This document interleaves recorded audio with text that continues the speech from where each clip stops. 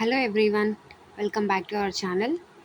So ఈరోజు మనం ఈ వీడియోలో తెలుగు గ్రామర్ క్లాసెస్లో భాగంగా వాక్యం గురించి తెలుసుకుందాం. ఓకేనా? వాక్యం అంటే ఏంటి, ఎక్కడి నుంచి వచ్చింది అసలు ఈ వాక్యం అనేది, వాక్యంలో రకాలు ఏంటి, సో వాక్యం గురించి పూర్తిగా అన్ని అంశాల గురించి ఈ క్లాస్లో అయితే తెలుసుకుందాము. సో ప్రీవియస్ క్లాస్లో వచ్చేసి గ్రామర్కి రిలేటెడ్గా మనం అలంకారాలు అనే టాపిక్ చెప్పుకున్నాము. ఓకేనా? అర్థాలంకారాలు, శబ్దాలంకారాలు అని 2 పార్ట్స్గా వీడియో చేశాను, 2 వీడియోస్. సో తర్వాత వచ్చేసి తెలుగులో కంటెంట్లో భాగంగా 3rd, 4th, 5th, 6th and 7th classes cover అయినాయి మన తెలుగు క్లాసెస్లో విత్ డీటెయిల్డ్ ఎక్స్ప్లెనేషన్ కదా. Text book grammar and also text book lessons, కవి పరిచయాలు, ఇతివృత్తం ప్రక్రియలు కదా. సో ఇవన్నీ నెక్స్ట్ వచ్చేసి ఇప్పుడైతే మనం గ్రామర్ పార్ట్లో వచ్చేసి వాక్యం గురించి నేర్చుకుందాం. సో మన ఛానల్ని ఎవరైతే ఫస్ట్ టైం చూస్తున్నారో ప్లీజ్ సబ్స్క్రైబ్ చేసుకోండి అండ్ ఒక లైక్ అయితే ఇచ్చేసేయండి అండ్ వీడియోని ఎక్కడ స్కిప్ చేయకుండా చూసేసేయండి. ఓకేనా? వాక్యం వచ్ అనే ధాతువు నుండి పుట్టిందే వాక్యం అనమాట. వాక్యము వచ్ అనే ధాతువు నుండి ఏర్పడింది. ఓకేనా? వచ్ అంటే వచించుట లేదా మాట్లాడుట. ఓకేనా? వాక్యం అనే ప్రస్తావన అసలు ఫస్ట్ టైం ఎవరు తెచ్చినారు అంటే, ఎవరు ప్రస్తావించారు అంటే బహుజనపల్లి సీతారామశాస్త్రి గారు. ఓకేనా? బహుజనపల్లి సీతారామశాస్త్రి గారు మొదటిసారిగా వాక్యం అనే ప్రస్తావనను తెచ్చిపెట్టారనమాట. ఓకేనా? ఎవరి బహుజనపల్లి సీతారామశాస్త్రి గారు అంటే చిన్నయ్య సూరి గారి శిష్యులు అనమాట. పరవస్తు చిన్నయ్య సూరి గారు ఉన్నారు కదా, సో అతని శిష్యులు అనమాట. పరవస్తు చిన్నయ్య సూరి గారు బాల వ్యాకరణం లేదా త్రిలింగ లక్షణాన్ని రాశారనమాట. అంటే ఆ గ్రంథాన్ని రాశారు. బహుజనపల్లి సీతారామశాస్త్రి గారు ఏం చేశారు, ప్రౌఢ వ్యాకరణం లేదా త్రిలింగ లక్షణ శేషం అంటే బాల వ్యాకరణానికి అదనంగా ఇంకా ఏమైనా మిగిలిన పార్ట్స్ అంటే ఈ పరవస్తు చిన్నయ్య సూరి గారు వాక్యం అనే మాటను అసలు ఎక్కడ ప్రస్తావించలేదు. కానీ తన శిష్యుడైన బహుజనపల్లి సీతారామశాస్త్రి గారు తన ప్రౌఢ వ్యాకరణంలో వాక్యం అనే మాటను అనే ప్రస్తావనను మొదటిసారిగా ప్రస్తావించారనమాట. ఓకేనా? సో ఇది బాల వ్యాకరణానికి ఇంకా రిమైనింగ్ పార్ట్ ప్రౌఢ వ్యాకరణంలో ఉంటుందన్నమాట, ఇంకా కొన్ని అంశాలను చేర్చి. ఓకేనా?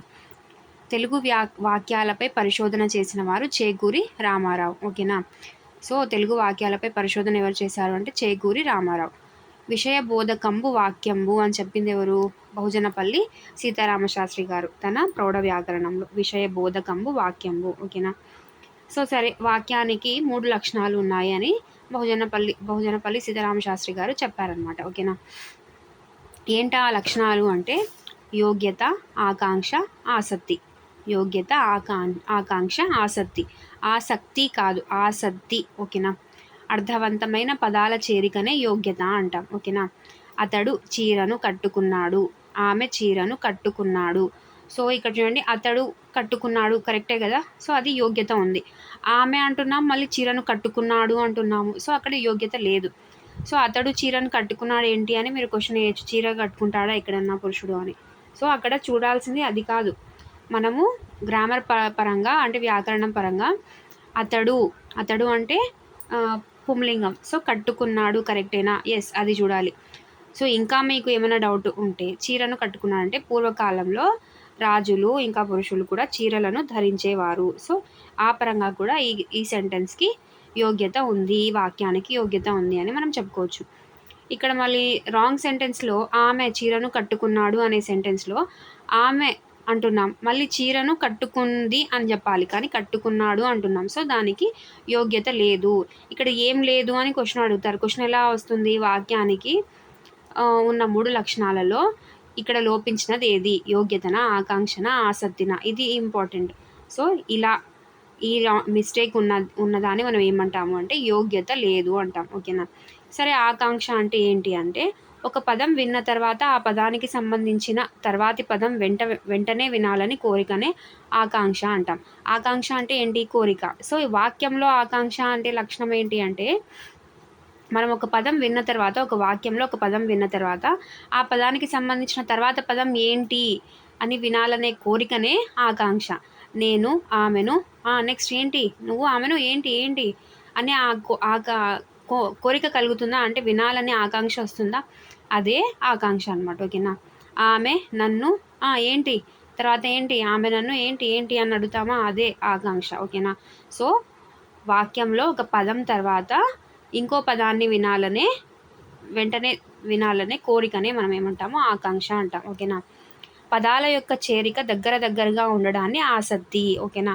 సరే, మరి ఆసక్తి అంటే ఏంటి అంటే పదాల యొక్క చేరిక దగ్గరగా ఉండడం అనమాట. సో ఇక్కడ నేను రాసాను చూడండి, ఆ తర్వాత చాలా స్పేస్ ఇచ్చి మళ్ళీ తర్వాత చాలా స్పేస్ ఇచ్చి అందంగా ఉన్నది. సో ఇలా రాస్తే దానికి ఏం లోపించింది, ఆ వాక్యానికి ఏం లోపించింది, ఏం లక్షణం లేదు అంటే ఆసక్తి అనే లక్షణం లేదు అని చెప్పొచ్చు. సో ఎలా రాయాలి, ఆమె ఒక పదం తర్వాత గ్యాప్ ఇవ్వాలి, అందంగా ఒక పదం తర్వాత గ్యాప్ ఇవ్వాలి, ఉన్నది ఫుల్ స్టాప్ పెట్టేసాలి. దీన్నే అంటే ఒక వాక్యం ఎలా రాయాలనో అలా రాస్తే దాన్ని ఏమంటారు, ఆసక్తి అంటాం. ఓకేనా. ఎలా పడితే అలా గ్యాప్లు ఇచ్చుకుంటూ దూరంగా అలా రాస్తే దాన్ని ఆసక్తి లేదు, ఆ వాక్యానికి ఆసక్తి లేదు అని అనొచ్చు అనమాట. ఓకేనా.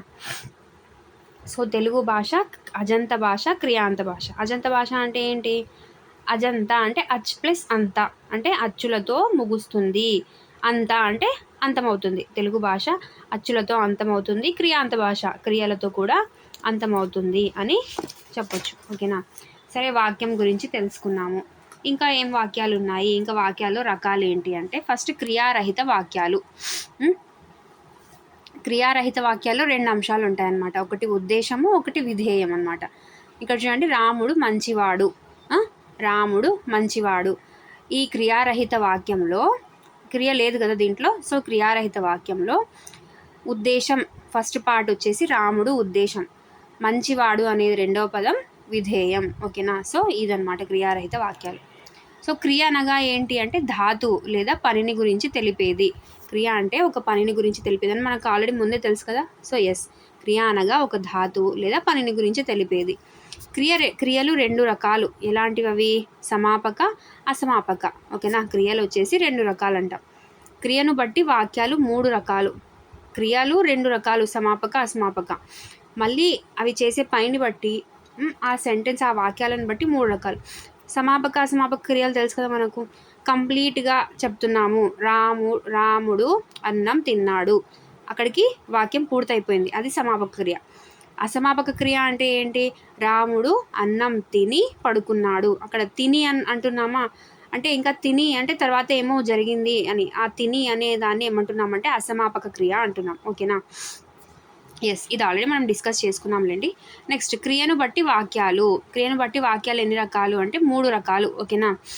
అవేంటివి, సామాన్య, సంయుక్త, సంశ్లిష్ట కదా. సామాన్య క్రియను సామాన్య సంయుక్త వాక్యాలతో వాడాలి. సమాపక క్రియను సామాన్య సంయుక్త వాక్యాలతో రాయాలి. అంటే సామాన్య సంయుక్త వాక్యాల్లో ఏ క్రియ ఉంటుంది అంటే సమాపక క్రియ ఉంటుంది. అంటే ఒక యాక్షన్ వచ్చేసి కంప్లీట్ అదే ఒక క్రియ వచ్చేసి ముగిసబడి ఉంటుంది. ఓకేనా.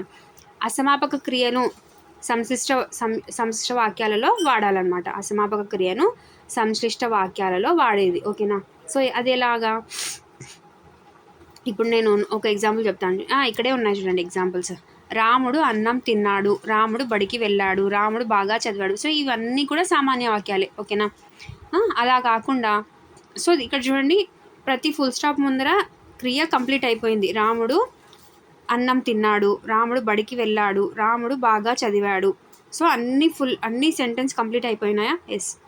తర్వాత ఎగ్జాంపుల్ చూడండి, రాముడు అన్నం తిన్నాడు, బడికి వెళ్ళాడు, బాగా చదివాడు. సో ఇక్కడ చూడండి, రాముడు అన్నం తిన్నాడు, మళ్ళీ రాముడు అని యూజ్ చేయకుండా రాముడు అన్నం తిన్నాడు, బడికి వెళ్ళాడు, మరియు బాగా చదివాడు. సో ఇక్కడ కూడా అన్ని క్రియలు కంప్లీట్ అయినాయి, అంటే సమాపక క్రియలే ఉన్నాయి. దీన్ని ఏమంటాము, సంయుక్త వాక్యం అంటాం. ఓకేనా. అంటే మాటికి రాముడు అనే పదాన్ని తీసేసి, అనే పేరుని తీసేసి జస్ట్ రాముడు అన్నం తిన్నాడు, బడికి వెళ్ళాడు, మరియు బాగా చదివాడు అని చెప్తున్నాం అనమాట. ఓకేనా. ఇది సంయుక్త వాక్యం. తర్వాత వచ్చేసి రాముడు అన్నం తిని బడికి వెళ్ళి బాగా చదివాడు.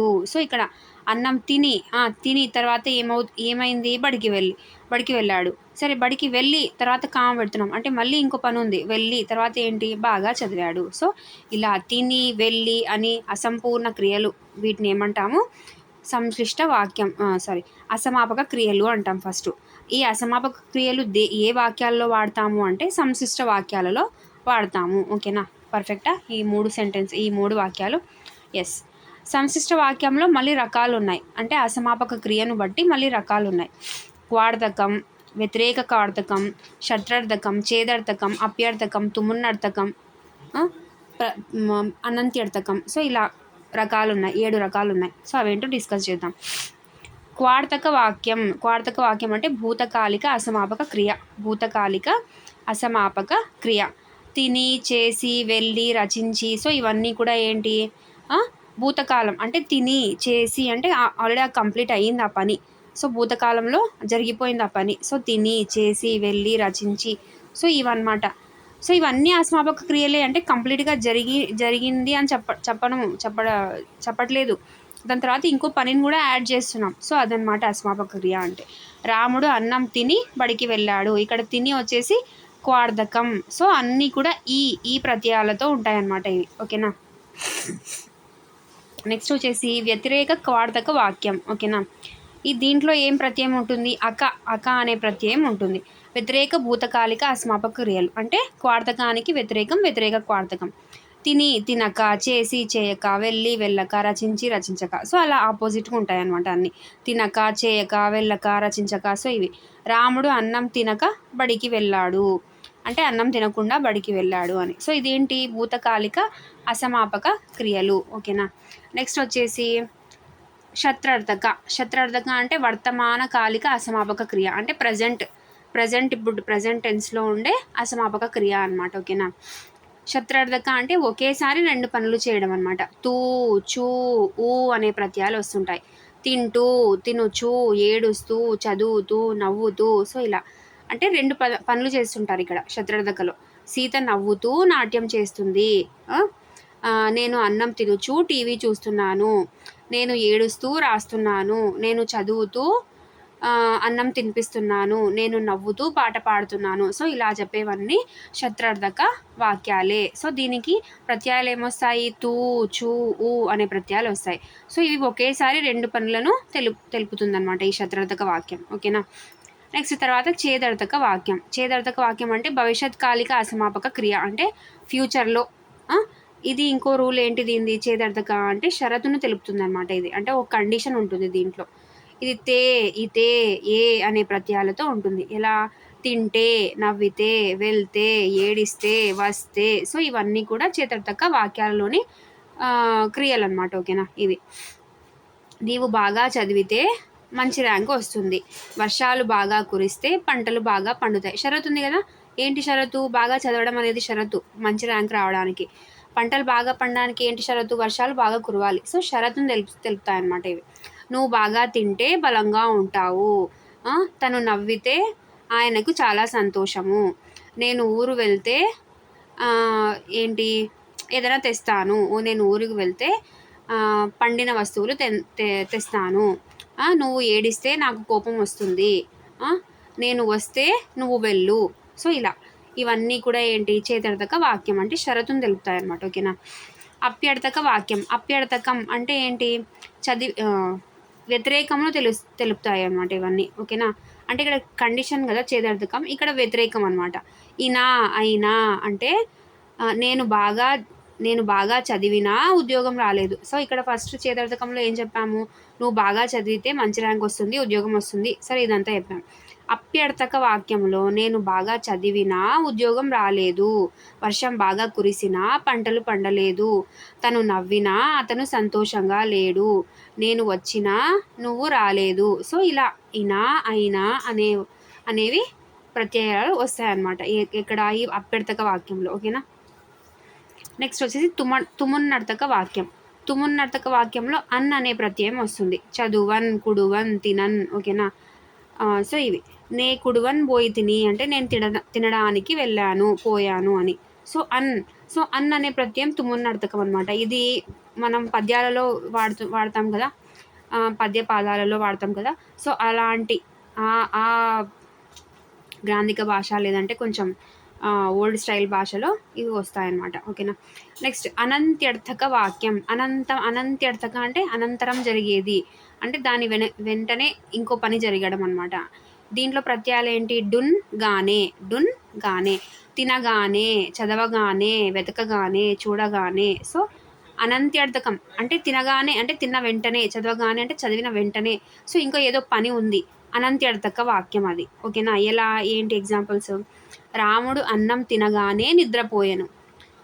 తారలే తారలే తెంచెడున్ కలువలు వికసించెను అంటే నక్షత్రాలు రాగానే కలువలు వికసించాయి. ఓకేనా? సో ఇవి అనంతరం జరిగే పనుల గురించి తెలిపేది ఏంటి? అనంత్యర్థక వాక్యం. దీంట్లో ప్రత్యయం వచ్చేసి డున్ గానే. సో ఇవన్నీ సంశిష్ట వాక్యంలోని రకాలు అసమాపక క్రియను బట్టి. ఓకేనా? ఎస్. తర్వాత వచ్చేసి అదనపు వాక్యాలు. సో ఇంకా ఏమైనా వాక్యాలు ఉన్నాయంటే ఉన్నాయి, ఖచ్చితంగా ఉన్నాయి. విద్యార్థకం, సామర్థ్యార్థకం, నిశ్చయార్థకం, సంభావనార్థకం, హేత్వార్థకం, ప్రేరణార్థకం, సందేహార్థకం, వికల్పికార్థకం. సో ఇలా చెప్పుకుంటూ ఉంటే చాలా ఉన్నాయి. సో అవన్నీ చూద్దాం ఒకసారి. విద్యార్థకం అంటే ఆజ్ఞను తెలిపే వాక్యాలు కానీ, లేదంటే మన విధిని అంటే బాధ్యతను తెలిపే వాక్యాలు కానీ, లేదంటే విద్య గురించి తెలిపే వాక్యాలు కానీ విద్యార్థక వాక్యాలే. ఓకేనా? పుస్తకం తెరువుము, ఆజ్ఞాపిస్తున్నాం. ఓకేనా? పుస్తకం తెరువుము అది ఆజ్ఞ కిందికి వస్తుంది. సీత తెలుగు బాగా చదువుతుంది, సీత లెక్కలు బాగా చేస్తుంది. ఇవన్నీ కూడా విద్యకు సంబంధించిన వాక్యాలు. ఓకేనా? సో ఇది విద్యార్థక వాక్యం అనమాట. ఓకేనా? సామర్థ్యార్థక వాక్యం అంటే ఏం చేయగలుగుతాము అనేది. ఓకేనా? గలడు, గలదు. సో ఇవి ఇలా వస్తాయి వాక్యంలో. సీత లెక్కలు బాగా చేయగలదు. నేను వంట బాగా చేయగలను. ఇంకా ఏంటి? తను బాగా కథలు చెప్పగలడు. తను వ్యాయామం చాలా చక్కగా చేయగలడు. సో ఇలా చేయగలడు అంటే సామర్థ్యం గురించి చెప్తున్నాం అనమాట. సో ఇవన్నీ సామర్థ్యార్థక వాక్యాలు. నిశ్చయార్థక వాక్యం అంటే ఖచ్చితంగా చేయాలి, ఖచ్చితంగా చేసి తీరాలి అనేటట్టు ఉంటాయి కదా వాక్యాలు. సో అలాంటి వాక్యాలన్నీ కూడా నిశ్చయార్థక వాక్యాలు. సీత లెక్కలు బాగా చేయాలి, నీవు పుస్తకం తెరచి తీరాలి. సో ఇలాగా నిశ్చయంగా ఖచ్చితంగా చేయాల్సిన పనులు అనమాట ఇవి. సంభావనాత్మక వాక్యం. సంభావనాత్మక అంటే సంభావనం అంటే ఏంటి? ఊహించడం. అంటే రేపు ఏం జరుగుతుందో ఈరోజు ముందుగానే ఊహించడం. లేదంటే రేపే కాదు, ముందుగా ఫ్యూచర్లో ఈరోజు చేసిన పనికి గాను మనం ముందుగానే ఊహించుకోవచ్చు అనమాట. ఎలాగా? సంభావ్యత అంటే పాజిబిలిటీ ఉంది అని చెప్పడానికి. రేపు వర్షం పడవచ్చు. ఓకేనా? రేపు నేను బడికి వెళ్ళకపోవచ్చు. నాకు ఈసారి మొదటి ర్యాంకు రావచ్చు. సో ఇలాగా అంటే మనం చేసిన పనికి అవి ముందుగానే ఊహించుకోవడం అనమాట. సో ఇవేంటి? సంభావనాత్మక వాక్యాలు. నెక్స్ట్ హేత్వార్థక వాక్యం అంటే హేత్వార్థకం అంటే కారణం తెలిపేలాగా వాక్యాలు అనమాట. వర్షాలు బాగా పడ్డాయి కాబట్టి పంటలు బాగా పండాయి. తాను చాలా కష్టపడింది కాబట్టి తనకు ఉద్యోగం వచ్చింది. నేను బాగా చదివాను కాబట్టి మొదటి ర్యాంకు తెచ్చుకున్నాను. సో ఇలాగా ఒక పని జరిగిందంటే ఇంకో పని కారణం చెప్పడం అనమాట. సో అవి హేత్వార్థక వాక్యం. నెక్స్ట్ ప్రేరణార్థక వాక్యం. ఇంచు, ప్రేరణ కలిగించడం అంటే ఇంచు. నీవు చిన్న పిల్లలకు అన్నం తినిపించు. అంటే తినేలాగా చేయడం అనమాట. తినిపించు. నీవు చిన్నపిల్లలకు పాఠాలు బోధించు. ఓకేనా? తను చదివేలాగా నువ్వు ప్రేరణ కల్పించు. అంటే ఇలా ఇంచు అనేది వస్తుందన్నమాట ఈ ప్రేరణార్థకంలో. నెక్స్ట్ సందేహార్థక వాక్యం అంటే అవునో కాదో డౌట్ ఉండే వాక్యాలు. ఆమె రంభ ఊర్వశ, తను హోంవర్క్ చేసిందా చేయలేదా, తను బాగా చదివిందా చదవలేదా, తనకు ఉద్యోగం వస్తుందా రాదా. సో ఇవన్నీ సందేహార్థక వాక్యాలు. సో నెక్స్ట్ వికల్పికార్థక వాక్యం. ఒక విషయం మరో విషయంపై ఆధారపడడం అనమాట. ఓకేనా? సీత చూస్తేనే రాముడు పాట పాడతాడు అంటే రాముడు పాట పాడాలంటే సీత చూడాలన్నమాట. అంటే ఒక విషయం మరో విషయంపై అంటే ఇక్కడ రాముడు పాట పాడడం అనేది సీత చూడడం మీద ఆధారపడి ఉందన్నమాట. సో ఇలాంటివి వికల్పార్థక వాక్యాలు. ఓకేనా? నెక్స్ట్ ప్రార్థనార్థక వాక్యం అంటే ప్రార్థించడం అన్నమాట. మనం దేవి నన్ను కరుణించుము, దేవుడా నన్ను కాపాడు. సో ఇలాగ ప్రార్థించుకోవడం అని ప్రార్థనార్థక వాక్యాలు. నెక్స్ట్ ఆశ్చర్యార్థక వాక్యాలు. ఆశ్చర్యార్థక వాక్యాలు మనకు తెలుసు కదా. ఓయమ్మ నీ కొడుకు చూడు, ఓహో అలాగా, అవునా, అయ్యో ఎంత పని జరిగింది, ఆహా ఏమి రుచి. సో ఇవన్నీ. సో అలా ఆ ఎక్స్క్లమేటరీ మార్క్ని తెలుగులో ఏమంటాము అంటే రాగచిహ్నం అంటాం. ఓకేనా? నెక్స్ట్ ఆశీర్వార్థక వాక్యం అంటే ఆశీర్వాదాలు ఇస్తామన్నమాట. శీఘ్రమేవ ఉద్యోగ ప్రాప్తిరస్తు. ఈ వీడియో చూస్తున్న వాళ్ళందరికీ ఉద్యోగం ఖచ్చితంగా రావాలి. ఓకేనా? వీడియో చూడని వాళ్ళకి వద్దా అంటే ఖచ్చితంగా వాళ్ళకు కూడా రావాల్సిందే. ఎవరైతే కష్టపడతారో వాళ్ళకందరికీ శీఘ్రమేవ ఉద్యోగ ప్రాప్తిరస్తు. తర్వాత మీకు శుభం కలుగుగాక. ఇది కూడా అందరికీ మనందరికీ ఖచ్చితంగా త్వరలోనే శుభం కలుగుగాక. సో ఇలా ఆశీర్వాదాలు ఇచ్చేదాన్ని మనం ఏమంటాము, ఆశీర్వాదక వాక్యం. నెక్స్ట్ శాపనార్థక వాక్యాలు. నీవు సర్వనాశనం అవుగాక. ఇది మాత్రం కాదండి, ఇది మనం ఇవ్వకూడదు, ఓకేనా. అది దేవుడి చేతిలో ఉండేదన్నమాట శాపనార్థక వాక్యం. దేవుడే శాపాలు అంటే దేవుడే మనల్ని సర్వనాశనం చేయాలి, మనం ఏదైనా తప్పు చేస్తే ఖచ్చితంగా అతను చేసేస్తాడు అనమాట, అతనే శాపాలు ఇస్తాడు, ఓకేనా. ఎస్. నెక్స్ట్ వచ్చేసి ఆత్మార్థక వాక్యం. ఆత్మార్థక వాక్యం అంటే మన మన పని మనం చేసుకోవడం అనమాట. అంటే మనకి మనం అంటే ఏంటి, మన మన కోసం మనం చేసుకోవడం. నేను కొత్త పుస్తకం కొనుక్కున్నాను అంటే నా కోసం నేను కొత్త పుస్తకం నేనే కొనుక్కున్నాను. మా చెల్లెలు కొత్త ఇల్లు కట్టుకుంది అంటే తనంతట తానే తను ఇల్లు కట్టుకుంది. నా కోసం నేను వంట చేసుకున్నాను అంటే నా కోసం నేనే వంట చేసుకున్నాను అంటే ఇంకా నేనే చేసుకున్నాను అని, ఓకేనా. అలా ఆత్మార్థక వాక్యం. అన్మత్యార్థక వాక్యం. మీరు లోపలికి రావచ్చు, నువ్వు బయటికి వెళ్ళవచ్చు, నువ్వు రేపు సెలవు తీసుకోవచ్చు. సో ఇలాంటివన్నీ అంటే పర్మిషన్ ఇస్తున్నాం, అనుమతి ఇస్తున్నాం, ఓకేనా. నెక్స్ట్ నిషేధార్థక వాక్యాలు అంటే ఏదైనా చేయకూడదు ఈ పని అని అంటామా, అలాంటివి నిషేధం ఖచ్చితంగా చేయకూడదు. అబద్ధాలు ఆడకూడదు, మద్యపానం సేవించకూడదు, మద్యపానం ఆరోగ్యానికి హానికరం, ఓకేనా. ఇంకేంటి, మంచి పనులు చెడు పనులు చేయకూడదు. సో ఇలాంటివన్నీ నిషేధం. నెక్స్ట్ తద్ధర్మ కాలం అంటే ఎల్లప్పుడూ నిత్య సత్యాలు మాట్లాడడం అనమాట. అంటే సూర్యుడు తూర్పున ఉదయిస్తాడు, భూమి గుండ్రంగా ఉంటుంది, భూమి సూర్యుడి చుట్టూ తిరుగుతుంది, ఓకేనా. నీరు పళ్ళ మెరుగు, నిజం దేవుడు అనే సామెత ఉంది కదా, అది. అంటే ఇవన్నీ కూడా ఎప్పుడూ సత్యాలే, నిత్య సత్యాలు. తద్ధర్మ కాలం అంటే నిత్య సత్యాలు, యూనివర్సల్ ట్రూత్స్ అంటాం కదా, అవి.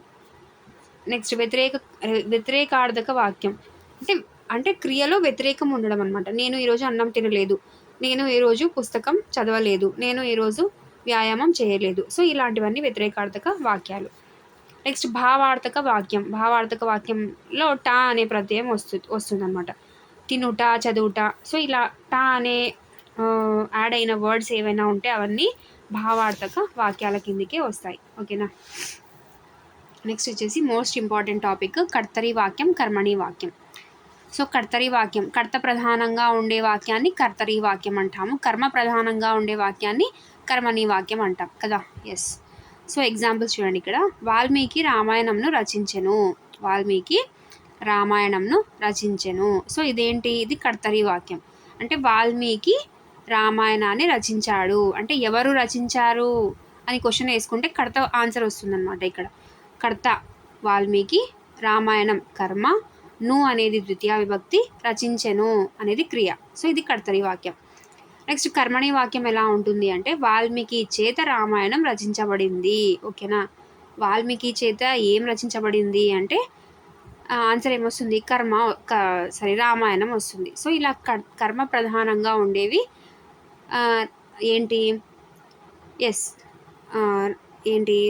కర్మణి వాక్యాలు అనమాట. సో వాల్మీకి అనేది కర్త, చేత అనేది తృతీయ విభక్తి, రామాయణం అనేది కర్మ, రచించబడినది అంటే కర్మణి వాక్యంలో బడు అనే ధాతువు వస్తుంది, చేత అనే ప్రత్యయం కూడా వస్తుంది, ఓకేనా. ఎస్. సో ఇంకా ఎగ్జాంపుల్ చూడండి. నాపై రాళ్ళు విసిరారు. సో ఇలాంటివే మనకి క్వశ్చన్స్ బాగా అడుగుతారనమాట, కన్ఫ్యూజన్గా ఉండేవి, ఓకేనా. ఇప్పుడు చూడండి ఇక్కడ నాపై రాళ్ళు విసిరారు, ఇదే వాక్యం అంటే కర్తరి వాక్యమే. కర్త లేదు, ప్రజెంట్ వాక్యంలో కర్త లేదు, బట్ ఎవరో రాళ్ళు విసిరారు కదా, అంటే ఎవరో కర్త చేశారు ఆ పని. సో వాక్యంలో కర్త లేదు కానీ పని మాత్రం ఎవరో చేశారు, ఓకేనా. కర్మ వచ్చేసి ఎవరిపై రాళ్ళు విసిరారు అంటే నాపై నేను కదా. ఎస్. అది కర్తరి వాక్యమే. అలా కాకుండా నాపై రాళ్ళు విసరబడ్డాయి అన్నామనుకో, బడు అనే ధాతు దేంట్లో వస్తుంది, అసలు కళ్ళు మూసుకొని ఎలా చదువుతామని మళ్ళీ నా మీద పనిచేయద్దండి, చెప్తున్నాను అనమాట. అంటే అంత గుడ్డిగా బడు అనే ధాతువు కానీ చేత అనే ప్రత్యయం కానీ వచ్చాయి అంటే కర్మణి వాక్యం అని ఈజీగా మనం గుర్తుపట్టవచ్చు అనమాట. నాపై రాళ్ళు విసరబడ్డాయి అన్నామనుకో, ఇక్కడ కూడా కర్త లేదు, కర్మ వచ్చేసి బడు అనే ధాతువుని చూసి మనం కర్మణి వాక్యం అని చెప్పేయచ్చు అనమాట, ఓకేనా. సో అలా కర్తరి వాక్యాలు, కర్మణి వాక్యాలు అనమాట, ఓకేనా. నెక్స్ట్ కర్త ఉన్న వాక్యాలు కర్తృ సహిత వాక్యాలు అంటాం. కర్త ఉన్న వాక్యాలని కర్తృ సహిత వాక్యాలు, కర్త లేని వాక్యాలను కర్తృరహిత వాక్యాలు అంటాం, అంతే కదా. కర్తృరహిత కర్తృ సహిత. ఓకేనా. ఇంకో ఎగ్జాంపుల్ చూడండి, పిల్లి ఎలుకను తిన్నది. సో పిల్లి ఇది ఏంటి, పిల్లి ఎలుకను తిన్నది, కర్త ఉంది, కర్తరి వాక్యం ఇది. ఓకేనా. అంటే కర్త ప్రధానంగా ఉంది. పిల్లి ఎలుకను తిన్నది, పిల్లి కర్త, ఎలుక కర్మ, ను అనే ద్వితీయ విభక్తి కూడా ఉన్నదన్నమాట. పిల్లిచే ఎలుక తినబడింది, పిల్లిచే ఎలుక తినబడింది. పిల్లి ముందు వచ్చింది కదా అనేసి కర్తరి వాక్యం అనుకుంటే మీరు పప్పులో కాలు వేసినట్లే. సో ఇక్కడ చూడండి, వాక్యంలో పిల్లి ఫస్ట్ వచ్చినా ఎలుక ఫస్ట్ వచ్చినా మనం కర్తరి వాక్యాన్ని కర్మణి వాక్యాన్ని ఎలా గుర్తుపట్టాలి అంటే, కర్మణి వాక్యం అంటే ఆటోమేటిక్గా చేత బడి అనే ధాతువు ఖచ్చితంగా ఉంటాయి. దాన్ని చూసి మనం కర్మణి వాక్యం అని చెప్పేసేయచ్చు ఇంక ఈజీగా. కర్తరి వాక్యం అంటే ఏంటి, ను అనే ద్వితీయ విభక్తి రావాలి, కర్త ప్రధానంగా ఉండాలి అనమాట. అంటే పిల్లి ఎలుకని తినది, ఎవరు అని క్వశ్చన్ వేస్తే, లేదంటే దాంట్లో ఎవరు చేస్తున్నారు ఆ పని, ఎవరు చేస్తున్నారు అంటే కర్త ప్రధానంగా ఉండాలన్నమాట. పిల్లి గురించి మాట్లాడుతున్నాం కదా, కర్త గురించే మాట్లాడుతున్నాం కదా. సో కర్తరి వాక్యం అనమాట. పిల్లిచే ఎలుక తినబడింది, పిల్లిచే ఎలుక తినబడినది. సో తినబడినది ఎవరి గురించి మాట్లాడుతున్నాం, తినబడినది అంటే ఎలుక, తిన్నది అంటే ఎవరు, పిల్లి. ఇది డిఫరెన్స్ బాగా గుర్తుపెట్టుకోండి. క్రియ దేన్ని చెప్తుంది, పిల్లి ఎలుకను తిన్నది ఎవరు, పిల్లి. సో కర్త. తినబడినది ఎవరు తినబడినారు, ఎలుక. సో ఇక్కడ ఎలుక కర్మ అనమాట. ఓకేనా. పిల్లిచే ఎలుక తినబడింది. అసలు బడు అనే ధాతువు చే అనేది వస్తే ఏమన్నాను, గుడ్డిగా కర్మని వాక్యం అని పెట్టేసేయాలి అంతే. ఎలుకను పిల్లి తిన్నది. సో ఇక్కడ తారుమారు చేసేసామన్నమాట, కర్మను కర్తను. అయినప్పటికీ మనం గుర్తించాలి, ఎలుకను పిల్లి తిన్నది, పిల్లి గురించే మాట్లాడుతున్నాం, ఎలుకను పిల్లి తిన్నది. ఓకేనా, కర్తరి వాక్యం. ఓకేనా. సో నువ్వు అనే ద్వితీయ విభక్తి వచ్చింది, ఎలుక కర్మ, పిల్లి కర్త. రామాయణంను వాల్మీకి రాశాడు. వాల్మీకి రామాయణంను రాశాడు అన్నా, రామాయణంను వాల్మీకి రాశాడు అన్నా. ఓకేనా. వాల్మీకి రామాయణంను రాశాడు అన్నా, రామాయణంను వాల్మీకి రాశాడు అన్నా కూడా అది కర్తరి వాక్యమే. ఓకేనా. నెక్స్ట్, సకర్మక అకర్మక క్రియలు.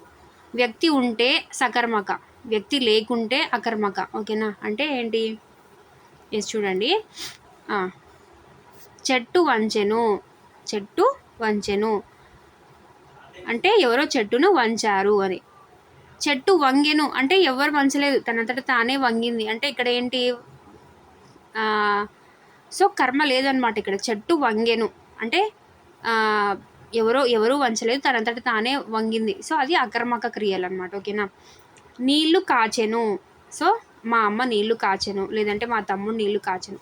సో ఎవరో అయితే నీళ్లు కాచెను, అవంతకవే వేడి కావు కదా. ఎస్. నీళ్లు కాగెను అంటే మనం ఏం చెప్తున్నాము, వేడి వల్లనో లేదంటే ఏదైనా వేడి వస్తువు పక్కన పెట్టడం వల్లనో నీళ్లు అవంతకట అవే కాగాయి, మనం ఏం కాగబెట్టలేదు దాన్ని. సో అలాంటి వాక్యాలను అకర్మక క్రియలు అంటాం. ఓకేనా. నీళ్లు కాచెను సకర్మక క్రియలు. అన్నం తినెను, ఎవరో అన్నం తిన్నారు, అన్నం తినెను. ఓకేనా. సో ఇది సకర్మక. నెక్స్ట్, అకర్మక క్రియలు అంటే అన్నం తినబడెను అంటే అన్నము తినబడింది అనమాట. ఓకేనా. సో అదనమాట. ఓకేనా. నెక్స్ట్, ధర్మం 4 పాదాల నడిపించెను. ఎవరు, ధర్మరాజు అనమాట. ఓకేనా. ధర్మం 4 పాదాల నడిచెను అంటే ఇక్కడ ధర్మరాజు లేకున్నా కూడా తనంతట తానే, అంటే ఎవరు చేయకపోయినా కూడా ధర్మం నిలిచింది అని అర్థం అనమాట. సో ఇలాంటివి సకర్మక అకర్మక క్రియలు. ఓకేనా. వ్యక్తి ఉండి చేస్తున్నారు, అక్కడ వ్యక్తి మనకు లేకపోయినా సెంటెన్స్లో వాక్యంలో మీనింగ్ అలానే వచ్చిందంటే అది సకర్మక క్రియ. లేదు ఇక్కడ చెట్టు అంటే కర్త తనంతట తానే చేసుకుంటూ పోతుంది, కర్మ లేదు అంటే అకర్మక క్రియలు. ఓకేనా. ఎస్. నెక్స్ట్, ప్రత్యక్ష పరోక్ష. వెరీ ఈజీ టాపిక్ కదా ఇది. ఎస్. చూడండి, ఈ చిహ్నాలు అంటే ఏంటి, ఏమంటారు, కొటేషన్ మార్క్స్ ఏమంటారు, సో ఇన్వర్టెడ్ కామాస్ అంటామా మనం ప్రత్యక్ష పరోక్ష, డైరెక్ట్ స్పీచ్, ఇండైరెక్ట్ స్పీచ్లో. సో ఇవి ఈ ఇన్వర్టెడ్ కామాస్ని ఉద్ధరణ చిహ్నాలు అంటాం. ఓకేనా. ఉద్ధరణ చిహ్నాలు. కాకి కావ్ అంటుంది, ఇది పరోక్ష వాక్యం, మనం ఎవరితో అనలేదు. ఓకేనా. అది పరోక్షం అనమాట. ఇన్వర్టెడ్ కామాస్ లేవు, అసలుకే లేవు. దాన్ని ప్రత్యక్ష వాక్యంగా మారిస్తే కాకి కావ్ అని అని అంటుంది. అని అనేది వచ్చి చేరుతుందనమాట. కుక్క భౌ భౌ అని అంటుంది అంటే అది పరోక్షం. కుక్క భౌ భౌ అని అంటుంది అన్నామనుకో అది ప్రత్యక్షం.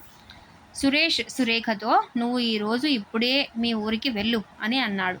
సురేష్ సురేఖతో నువ్వు ఈరోజు ఇప్పుడే మీ ఊరికి వెళ్ళు అని అన్నాడు. దాన్ని మనం పరోక్షంగా మారిస్తే సురేష్ సురేఖతో తనను ఆ రోజు అప్పుడే తన ఊరికి వెళ్ళమని అన్నాడు. ఓకేనా. సో ఇక్కడ నువ్వు అంటే తనను లాగా మారింది. ఈ రోజు అంటే ఆ రోజు. మనం ఈ పరోక్ష వాక్యాన్ని ఎప్పుడో చెప్తున్నాం, ఆ ప్రత్యక్షం అయిపోయిన తర్వాత చెప్తున్నాం కదా. ప్రత్యక్షంగా మాట్లాడినాడు అని విని మనం తర్వాత మాట్లాడుతున్నాం. సో ఇప్పుడు అనేది అప్పుడు అయిపోతుంది. ఓకేనా. మీ ఊరికి అంటే తన ఊరికి వెళ్ళమని అన్నాడు. సో ఇలా డిఫరెంట్గా వస్తుందన్నమాట. అక్క తమ్ముడితో నేను రాన్రా తమ్ముడు అని అన్నది, అది ప్రత్యక్షం. అక్క తమ్ముడితో నేను రాన్రా తమ్ముడు అని అన్నది అనమాట. అక్క తమ్మునితో అది పరోక్షంలోకి మారిస్తే అక్క తమ్మునితో తాను రానని అన్నది, అది అనేది పరోక్షం అనమాట. నెక్స్ట్ ఉపాధ్యాయుడు విద్యార్థులతో మీలో కొందరు లేవండి అన్నాడు. ఉపాధ్యాయుడు విద్యార్థులతో మీలో కొందరు లేవండి అన్నాడు అనమాట. ఇది ప్రత్యక్ష వాక్యం. ఉపాధ్యాయుడు విద్యార్థులతో వారిలో కొందరిని లేవమని అన్నాడు. ఉపాధ్యాయుడు విద్యార్థులతో వారిలో కొందరిని లేవమని అన్నాడు. సో ఇది కూడా పరోక్షం అనమాట. ఓకేనా. సో ఇలా ప్రత్యక్షం నుంచి పరోక్షంకు మార్చడం అనమాట. ఓకేనా. సో మనం గ్రామర్ పార్ట్లో వచ్చేసి సందుల్ని అయిపోగొట్టేసాము, అలంకారాలని చెప్పేసాము. నెక్స్ట్ వాక్యం అనే టాపిక్ని కూడా అన్ని అంశాలు కవర్ అయ్యేలాగా చెప్పుకున్నాం. ఓకేనా. నెక్స్ట్ మీకేమన్నా కంప్లీట్ చేయమని అడగాలనిపిస్తే ఖచ్చితంగా కామెంట్లో ఖచ్చితంగా అడగండి. ఓకేనా. సో స్కూల్ అసిస్టెంట్ వాళ్ళకు మాత్రం కంటెంట్ అనేది 8th 9th 10th అనేది ఇప్పుడున్న ఈ షార్ట్ టైంలో కవర్ చేయలేనండి. సో 8th వరకు కంప్లీట్ చేయగలుగుతాను కంటెంట్. అండ్ 9th 10thలో ఉన్న గ్రామర్ మాత్రం ఖచ్చితంగా కంప్లీట్ చేస్తాను. అండ్ ఇలా ఓరల్గా గ్రామర్ కూడా చేయగలుగుతాను. ఓకేనా. థ్యాంక్ యూ ఫర్ వాచింగ్ అండి. ఇప్పటికీ మన వీడియోస్ని చూసే వాళ్ళందరికీ చాలా చాలా థ్యాంక్ యూ. అండ్ సబ్స్క్రైబ్ చేసుకున్న వాళ్ళందరికీ కూడా మరొకసారి చాలా థ్యాంక్ యూ. ఇలానే సపోర్ట్ చేస్తూ ఉండండి. మీకు వీడియోస్ నచ్చినాయి కాబట్టి మీరు సబ్స్క్రైబ్ చేసుకున్నారు కదా, అలాగే ఇంకొంతమందితో సబ్స్క్రైబ్ అంటే ఏమంటారు, వీడియోని షేర్ చేసి వాళ్ళని కూడా సబ్స్క్రైబ్ చేసుకోమని చెప్పండి. అండ్ ఒక లైక్ అయితే ఇచ్చేసేయండి. ఓకేనా. Yes, thank you for watching అండి.